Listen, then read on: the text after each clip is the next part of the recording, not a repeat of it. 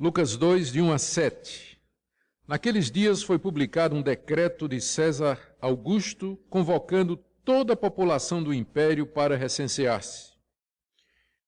O primeiro recenseamento foi feito quando Quirino era governador da Síria. Todos iam alistar-se, cada um à sua própria cidade.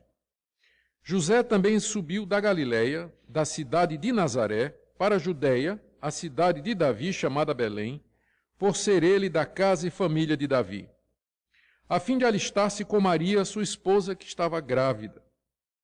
Estando eles ali, aconteceu completarem-se-lhes os dias, e ela deu à luz o seu filho primogênito, enfaixou e o deitou numa manjedoura, porque não havia lugar para eles na hospedaria. Queridos, o que nós temos aqui é o registro que Lucas faz das circunstâncias que cercaram o nascimento do Filho de Deus, Jesus Cristo, na pequena vila de Belém, em Judá. Ele começa mencionando um decreto do imperador romano César Augusto, que obrigava todos os moradores do império a se recensear. Ou seja, eles deveriam se dirigir à sua cidade natal, onde havia nascido, e lá então registrar o seu nome. César Augusto era o imperador, era o chefe supremo do Império Romano. Naquela época, a nação de Israel estava, como todas as nações da bacia do Mediterrâneo, debaixo do governo e da autoridade do César. Lucas menciona no verso 2 que naquela época, quem era o governador da província da Síria, que era a província romana que jurisdicionava a Judeia, era Quirino. E com isso ele coloca o evento historicamente, ele procura um marco histórico para dizer quando o nascimento de Jesus aconteceu. E de fato esse Quirino e o fato de que ele era governador da Síria e que fez um recenseamento é atestado por outras fontes, como por exemplo Flávio Joséfo, um historiador judeu, que menciona esse recenseamento também. E aí Lucas nos diz que eles, José e Maria, foram lá da sua cidade de Nazaré para Belém. Belém ficava cerca de 10 quilômetros ao sul de Nazaré. Aqui era uma viagem de 3 dias, normalmente, porque Maria estava grávida, deve ter durado uns 4 dias. E nos diz lá que, nos versos 6 e 7, que enquanto estavam lá, no processo de fazer o recenseamento, de registrar-se no cartório de Belém, por assim dizer, chegou a hora de Maria dar à luz. Não estava nos planos, não é? Provavelmente eles estavam pensando que o bebê ia nascer lá mesmo, em Nazaré. Mas agora aconteceu esse decreto inesperado, não é? E eles tiveram que ir. E lá naquela cidade, sem suporte, sem uma infraestrutura, sem conhecidos, então eles são obrigados a procurar algum lugar para a criança nascer. E a hospedaria, no grego, a ideia é que essa hospedaria era uma hospedaria conhecida, porque fala a hospedaria. Então, deveria só ter uma em Belém, né? É o único hotel da cidade. Mas estava lotado aparentemente. E aí então a criança nasce no que parece ter sido uma caverna. A gente tem a ideia de um estábulo, não é? Mas naquele tempo, geralmente, os estábulos ou o local onde os animais dormiam eram geralmente em cavernas, quando não a céu aberto. E já no século II, algumas tradições cristãs dizem que Jesus nasceu de fato numa caverna que servia para abrigo dos animais, onde havia inclusive um estábulo, onde havia uma manjedoura, aliás, que era o local onde se colocava alimento para os bichos, não é? Então, essas são as circunstâncias que Lucas nos dá aqui do nascimento do Filho de Deus. Embora Lucas não diga claramente, é evidente pela leitura do texto que o alvo dele é mostrar que Deus estava guiando todas estas circunstâncias de forma que o seu filho nascesse pobre e humilde na pequena vila de Belém, que era a vila de Davi. E o que nós temos aqui diante de nós, portanto, é aquilo que em teologia nós chamamos de a doutrina da providência. Ou seja, a providência é a maneira sábia e justa e misteriosa pela qual Deus dispõe e dirige os acontecimentos, as ações dos homens, de todas as suas criaturas, para o louvor da sua glória, de tal maneira que tudo o que acontece, acontece dentro daquilo que Deus havia planejado, e tudo acontece para cumprir o propósito e o plano de Deus. E é sobre isso que eu quero falar hoje, sobre a providência de Deus, a maneira de Deus agir no mundo, como é que Ele governa todas as coisas. E eu queria trazer 3 ou 4 pontos aqui para nós nessa manhã. O primeiro ponto é esse: Deus governa tudo o que acontece, de maneira que tudo o que acontece colabora para a realização dos seus propósitos. Muito antes de Jesus nascer, cerca de 600, 700 anos atrás, o profeta Miqueias, um dos profetas de Israel, tinha dito o seguinte, Miqueias capítulo 5, verso 2: E tu, Belém Efrata, pequena demais para figurar como grupo de milhares de Judá, de ti me sairá aquele que há de reinar em Israel, e cujas origens são desde os tempos antigos, desde os dias da eternidade. 600 a 700 anos antes de acontecer isso aqui, Deus havia revelado através do profeta Miqueias de que o seu filho, aquele que haveria de governar em Israel, que haveria de reinar em Israel, ele nasceria não em Jerusalém, não numa cidade grande, mas numa cidadezinha pequena chamada Belém Efrata, que era tão pequena que não figurava entre as milhares de cidades de Judá, como ele diz aqui. E o contraste era esse, que aquele que haveria de governar e reinar, não só sobre Israel, mas sobre o mundo todo, ia nascer numa cidadezinha pequenininha, desprezada, que nem constava no censo, nem constava na relação das grandes cidades. Para mostrar como Deus usa as coisas humildes para envergonhar aquilo que os homens consideram grandioso, consideram de destaque ou que valorizam. Havia uma outra profecia também. O profeta Isaías, cerca de 700, 800 anos antes de Cristo, no capítulo 53, falando sobre o Messias, diz que ele foi subindo como renovo diante de Deus, como raiz de uma terra seca, não tinha aparência nem formosura. Olhamos para ele, mas nenhuma beleza havia que nos agradasse. Era desprezado e o mais rejeitado entre os homens, homem de dores e que sabe o que é padecer, e como um de quem os homens escondem o rosto, era desprezado e dele não fizemos caso. O profeta Isaías, falando do Messias, nos diz que ele seria uma pessoa humilde, seria uma pessoa que aos olhos humanos não teria destaque ou valor nenhum, na verdade seria até desprezado. Juntando o quadro, o que os profetas de Israel anunciavam é que o Messias haveria de nascer numa cidadezinha pequena, chamada Belém, e que seria de origem humilde, seria de origem pobre, e que sua vida e a sua aparência e o seu ministério, a sua ocupação nesse mundo, seria diante dos homens como alguma coisa desapercebida ou sem relevância ou sem qualquer valor. 7 séculos depois, não é? 6 séculos depois, Deus faz com que tudo isso aconteça através do decreto de um imperador pagão que nem conhecia Deus.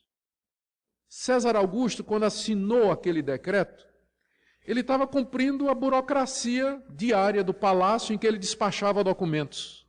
Mal sabia ele que na hora que ele estava assinando aquele documento decretando o censo em todo o seu império, talvez num dia em que ele tinha assinado tantos outros documentos, a mão que segurava a sua caneta era a mão de um imperador muito maior. E Deus, através daquele ato, estava começando ou dando início a um processo que terminaria com o nascimento do seu filho em Belém, numa situação de humildade e de desprezo aos olhos dos homens. É isso que nós chamamos de providência. quando Deus usa quem Ele quer e o que Ele quer para executar os seus planos. Para muita gente isso poderia parecer uma coincidência. Aliás, é assim que o mundo vê. O mundo vê para essa conjuminação de fatores, estas coisas que acontecem, e o mundo fala de sorte, fala de azar, fala de coincidência, mas nós sabemos melhor. Nós cremos num Deus soberano, Criador dos céus e da terra, que reina supremo e que guia todas as coisas, que governa as ações dos homens, crentes e descrentes, que acreditam nele ou não, para a realização dos seus propósitos, e que Ele faz isso de maneira misteriosa, Ele faz isso de maneira sábia, de maneira justa, de maneira verdadeira, de forma que nele não há erro nenhum. E tudo acontece de acordo com os seus planos. Para nós, que estamos do lado de cá, nem sempre o propósito de Deus é claro. Nem sempre os planos dele nos parecem óbvios. E não poucas vezes nós estranhamos e ficamos pensando, por que tais eventos ou determinadas circunstâncias, elas são tão cruéis, são tão pesadas? Será que Deus é malvado? Deus é cruel? Ele tem prazer em nos fazer sofrer? Ou coisas dessa natureza? A resposta é a doutrina da providência, que Deus governa o mundo de maneira sábia, Ele age através das suas criaturas, através dos fatos e das circunstâncias, das causas naturais, dos acontecimentos da história, e mesmo que nós não compreendamos, Ele tem um plano e tem um propósito que no final se mostrará como tendo sido a coisa melhor que poderia ter acontecido. Enquanto esse conhecimento não nos chega, nós nos confortamos com esse pensamento de que Deus é bom sempre. Ele é bom sempre. Ele é justo sempre. Não há erro no Altíssimo, no Todo-Poderoso. Esse é o nosso consolo aqui nessa vida. A doutrina da providência de Deus. De que Ele dispõe de tudo para o cumprimento do seu plano, do seu propósito e da sua vontade. Segundo item que eu queria trazer aqui para nós, a partir do texto sobre a providência de Deus, é que esse Deus poderoso, justo e verdadeiro, Ele dispõe até mesmo dos mais poderosos reis e soberanos para a realização dos seus planos. Vamos pensar em César Augusto, mencionado aí, capítulo 2, verso 1. Naqueles dias foi publicado um decreto de César Augusto, convocando toda a população do império para recensear-se. César Augusto foi o primeiro e provavelmente o mais poderoso e o maior imperador de Roma. Ele governou do ano 31 a.C. até o ano 14 depois de Cristo, ou seja, quando Jesus nasceu, ele já era imperador há 31 anos e continuou mais 14 anos depois que Cristo nasceu. Então, durante a infância de Jesus, a sua criancice, sua adolescência, início de juventude, o imperador era César Augusto. César havia acabado com as guerras que havia entre os países dominados e estabeleceu o que a gente conhece como a Pax Romana. Ele estabeleceu paz em todo o seu império e promoveu o desenvolvimento econômico, da literatura, da arquitetura. Ele era, de fato, honrado, destacado, era o grande homem, ele era o homem mais poderoso daquela época, ele dominava o mundo conhecido e ele tinha o respeito de todos. Ele tinha ganhado esse título de Augusto no ano 27 a.C., que significa exaltado. O Senado romano lhe deu esse título diante de todas as suas realizações. Naqueles dias ele resolveu baixar um decreto que obrigava todos do império a se alistar na sua cidade natal. Eis aqui o homem mais poderoso do mundo na sua época. No entanto, ele estava a serviço de alguém mais poderoso do que ele. A providência de Deus não conhece limites. A ação de Deus nesse mundo não respeita o poder humano, a dignidade humana. Não há ninguém isento da ação de Deus. Às vezes nós ficamos temerosos diante das autoridades ou dos governos, dos poderes desse mundo. Ouvimos falar de guerras, de rumores de guerra, de crise, ouvimos falar de exércitos, de impérios que se levantam. E nós esquecemos que o nosso Deus, Com simples assinatura de um documento, ele muda o curso da história. Ele realiza os seus planos, ele faz o que ele quer. Nós não precisamos temer, porque todas as coisas cooperam para o bem daqueles que amam esse Deus. Tudo coopera. Nós não temos medo de má notícia, nós não temos medo de assombração, nós não temos medo do poder humano, nós não trememos diante da autoridade humana, porque nós sabemos que há um Deus que está acima de todas as coisas. Pense também no Quirino, mencionado aí no verso 2. Esse Quirino era o governador da Síria. Debaixo de César, ele era a segunda maior autoridade naquela região. A Síria era a província romana onde estava localizada a Palestina. E esse Quirino, ele governou aquela região por 2 períodos, e em cada um deles ele teve que realizar esses recenseamentos ordenados pelo imperador. Lucas se refere aqui provavelmente ao primeiro, não é? Quando ele diz aqui no verso 2, este foi o primeiro recenseamento, porque houve 2. Mal sabia Quirino e Augusto César, ou César Augusto, que um outro soberano já havia baixado desde a eternidade um decreto sobre aquele decreto para cumprir seus planos. E dessa maneira, Deus realiza a sua vontade através de quem Ele quer, podendo ser o mais exaltado rei e soberano do mundo, não receiemos o homem. Mas, por outro lado, meu terceiro ponto, Deus governa as mínimas coisas na execução do seu plano. A sabedoria de Deus e o seu poder alcança os menores detalhes da vida. Não somente o grande ponto, que foi o decreto do imperador, mas contemple também, primeiro, os requerimentos do censo. A gente sabe por fontes além da Bíblia que o censo tinha 2 objetivos. Primeiro, para alistamento militar. O imperador queria saber quantos homens de uma certa idade havia nos seus domínios para compor o seu exército e obrigá-los a se alistar para a guerra. O imperador, para manter a paz, precisava ter guarnições, ele precisava ter um exército grande. Então, mas ele precisava saber quantos homens havia no seu império para poder compor o seu exército. Então, o alistamento, o recenseamento tinha como objetivo a prestação de serviço militar. Mas os judeus eram isentos. Os judeus eram isentos do serviço militar por uma concessão do imperador. Isso quer dizer que José não precisaria ter ido a Belém, mas tinha um outro ponto do recenseamento: pagamento de imposto. O imperador queria saber quem eram os homens que trabalhavam no seu império, para saber de quem ele ia cobrar imposto. Então, se por um lado José não foi porque não precisava prestar serviço militar, ele tinha que ir porque precisava declarar o imposto de renda. Então, a providência de Deus era tal que o decreto tinha 2 propósitos, e José foi pego no segundo. Ele tinha que ir para Belém, mesmo que ele não prestasse serviço militar. E tinha Maria. É interessante que somente na província da Síria havia o requerimento, porque ele podia dizer assim, então ele ia sozinho, deixava a mulher em casa. Mas somente na província da Síria tinha um requerimento que mulheres acima de 12 anos tinham que se alistar e pagar uma taxa.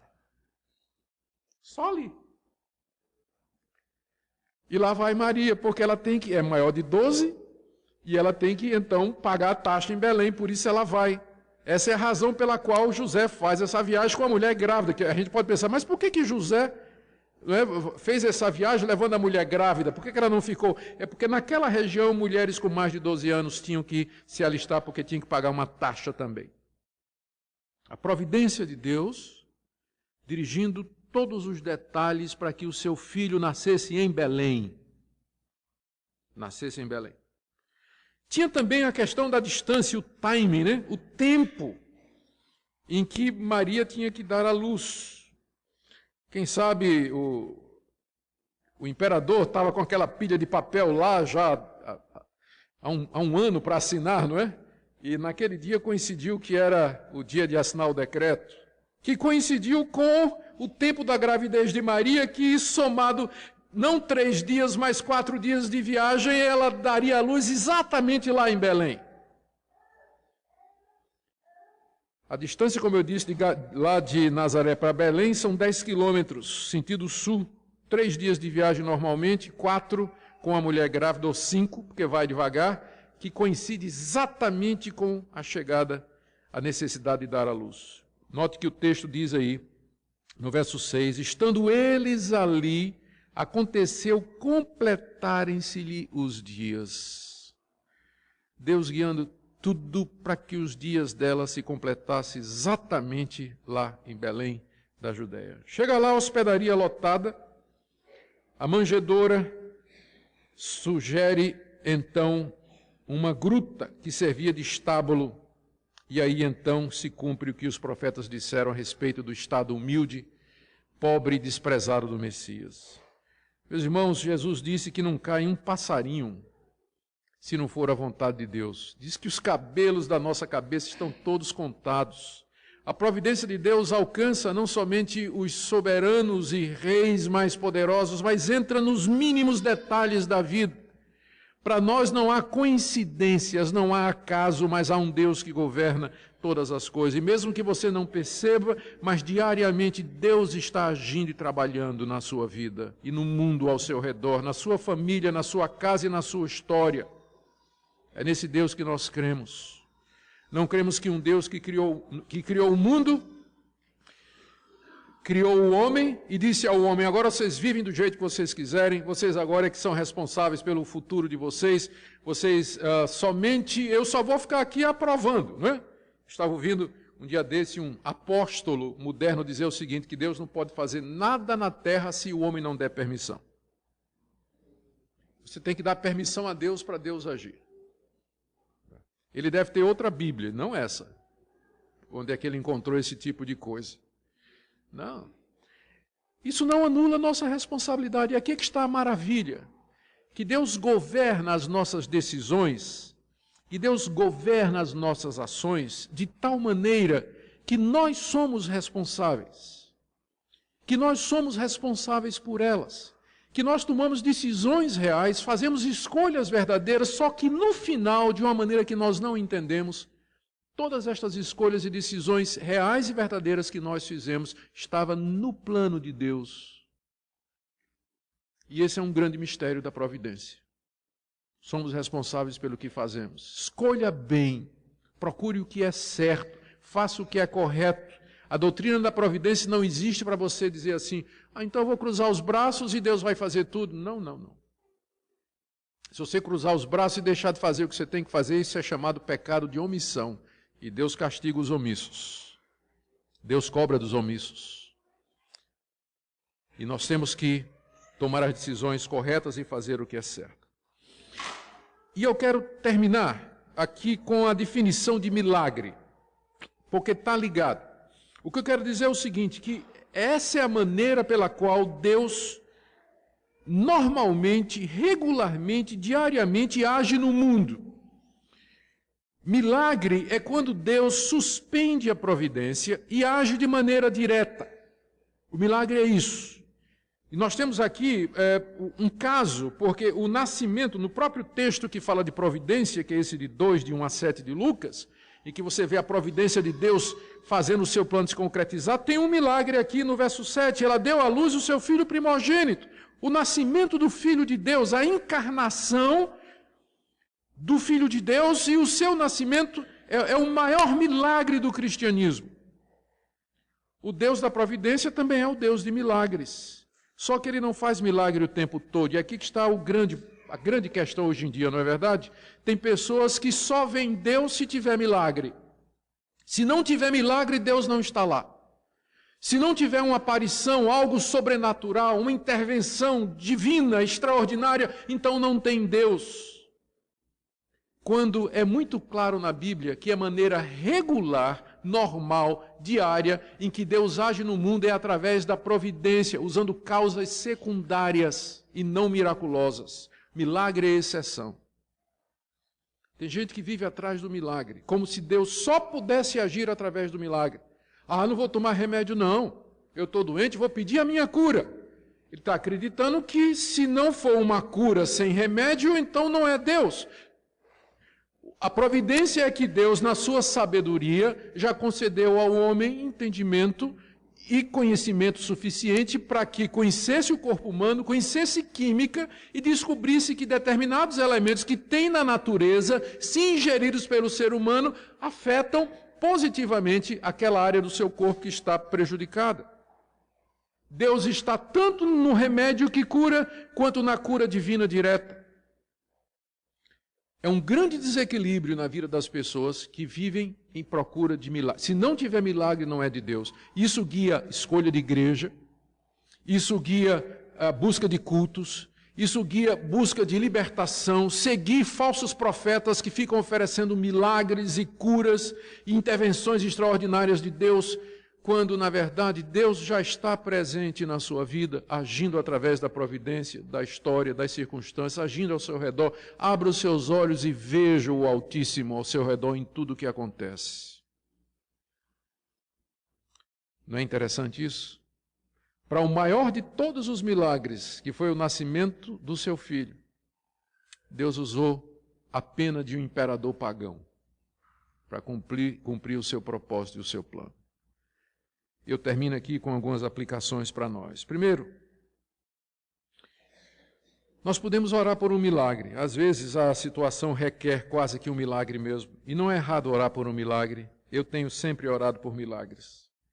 Mas isso não significa que Deus vai realizar milagres todos os dias em resposta às nossas orações. Quando você pede a Deus alguma coisa, deixe que Ele decida de que maneira Ele vai responder.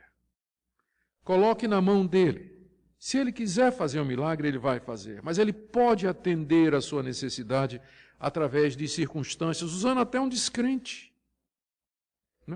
Está aqui, é claro. Ele usa quem ele quer na hora de atender às suas orações. Segundo ponto, e aqui eu quero fazer uma aplicação para nós mais próxima. Deus usa meios naturais, humanos e normais para chamar pecadores e levá-los à fé em Cristo Jesus. Se eu for perguntar aqui a vocês, que hoje se professam crentes, como foi a conversão de vocês, eu tenho quase certeza de que quase que a totalidade de vocês vai dizer assim: eu passei a crer em Jesus Cristo quando ouvi, a minha mãe me trouxe para a igreja, ouvi um sermão quando era criança, ou fui criado na igreja, ou então um amigo meu me levou para a igreja, eu estava na internet procurando no YouTube, escutei a mensagem do pastor Sérgio, aí de repente eu comecei a me interessar e crer. Não vai ter nada assim sobrenatural. A maioria de vocês provavelmente não vai ter muito milagre para contar, não é verdade, na história de vocês? Isso quer dizer que Deus não age na sua vida? Porque você olha para trás e eu digo, me conta um milagre que aconteceu na sua vida. Você olha para trás assim, um milagre? Puxa, não tem milagre na minha vida, Deus não está comigo. Não. Porque a maior parte do tempo, Deus dispõe das ações, dos meios, das causas secundárias para intervir e agir no mundo. Foi assim na nossa conversão. O fato que você nasceu num lar cristão, desde cedo foi trazido à igreja. O fato que você tem amigos que lhe trouxeram para a igreja. O fato de que um dia, por acaso, entre aspas, uma literatura cristã caiu na sua mão, uma Bíblia caiu na sua mão. É Deus. Ele não vai mandar um anjo para surgir numa visão diante de você e lhe trazer pela mão ao Evangelho. Ele pode até fazer isso, mas não é assim que ele age normalmente. Por último, meus irmãos, vamos lembrar que, mesmo que nós não compreendamos o que é que está acontecendo, nós podemos ter certeza de que Deus está no controle das coisas. Podemos não entender, podemos ficar aflitos, não é errado você ficar aflito e ficar preocupado e triste com determinados acontecimentos, mas tem uma coisa que você não pode fazer. Você não pode acusar Deus de injustiça e de crueldade. Você pode não entender o que Ele está fazendo agora, mas você deve confiar na providência desse Deus que é sempre bom o tempo todo. E porque Ele é o que é, o Altíssimo, o Todo-Poderoso, nem sempre nós compreendemos os seus caminhos. Nosso Deus, nós queremos agora nos ajoelhar diante de Ti espiritualmente. curvar nossa cabeça diante do Senhor, dominador dos céus e da terra, do Todo-Poderoso, e reconhecer, Senhor, que não há autoridade maior que a tua, e que toda autoridade que existe foi dada por ti, porque tu governas tudo. Tu és Deus, nós te adoramos nesta manhã, nós te servimos nessa manhã. Queremos pedir perdão pelas vezes em que nós murmuramos contra a providência, que nós, ó Deus, nos revoltamos contra as circunstâncias. Perdoa-nos, ó Deus, quando indiretamente te chamamos de injusto, ou de mau, ou de cruel. Nós sabemos que tu és bom o tempo todo, tu és justo e verdadeiro, e que tu ages de acordo com tua sabedoria infinita. Senhor, tenha misericórdia de nós, pecadores, limitados. Nós não conseguimos penetrar os mistérios da tua providência. Consola-nos nas nossas aflições. Dá-nos contentamento em tudo, submissão a ti.